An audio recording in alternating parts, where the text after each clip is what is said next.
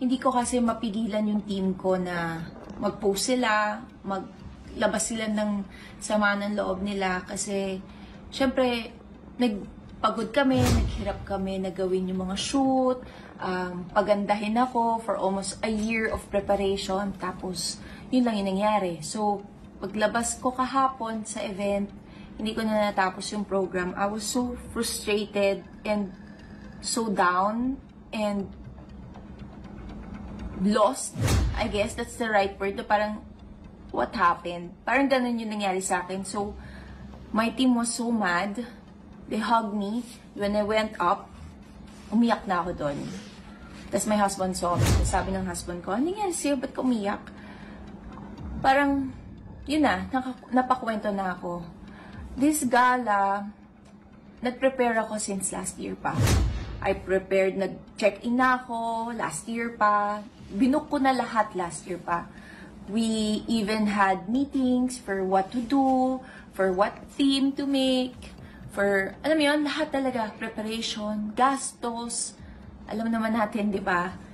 And yet, I was not really expecting na matrato akong as VIP, pero I'm just wishing na matrato ako fairly lang. Yung fair naman, diba? Okay, nung binigyan nila ako ng invitation for that gala, nag-RSVP agad ako. Kasi pag hindi daw kasama sa RSVP, hindi daw makakapasok. So, nag-RSVP na ako. I even asked them if I can bring my husband. Pero sabi nila, I cannot. Walang plus one. Sabi ko, okay, sige, it's okay.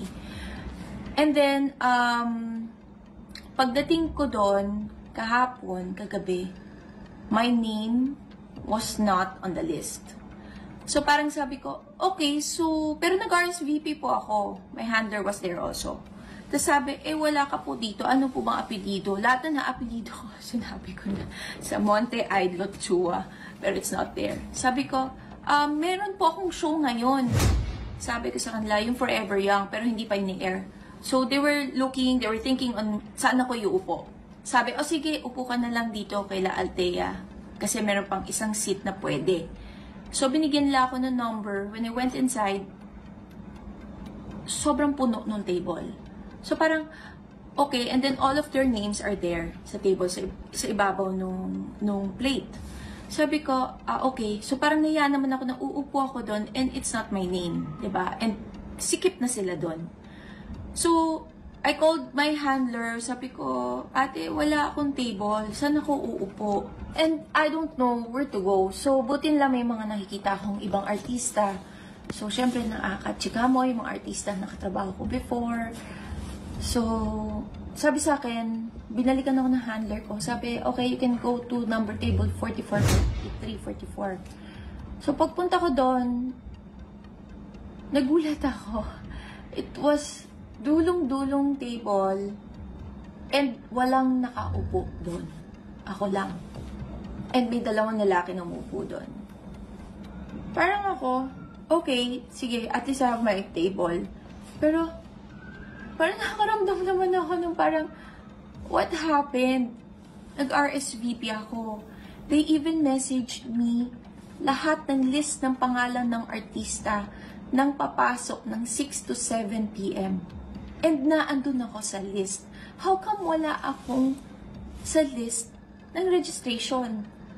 So, dun pa lang, nagtataka na ako. Tapos parang, I feel so kawawa na everybody was going sa akin. Na parang, Nadine, are you okay? Okay ka lang ba dyan? Parang ganon yung feeling. Nalalamig tuloy ako. I prepared for this since last year pa. Alam mo yun, lahat ng efforts ko, binigay ko talaga yung team ko. They were so excited also, dumating tong event na to. And I'm just hoping last night na sana mas naayos yung situation ko. Yung nangyari sa akin ng tama. Well, yun lang. Masama lang talaga loob ko, Tito Audrey. Pero it's okay. I'm thankful naman sa GMA kasi kahit papano na i-invite ako sa ganitong malaking event talaga no, once a year. And I'm thankful also kasi meron akong bagong show ngayon with them, Forever Young, na ipapalabas pa lang. So, yun. Thank you, Tito Oji, for getting my side. I hope next year, the production will be more vigilant.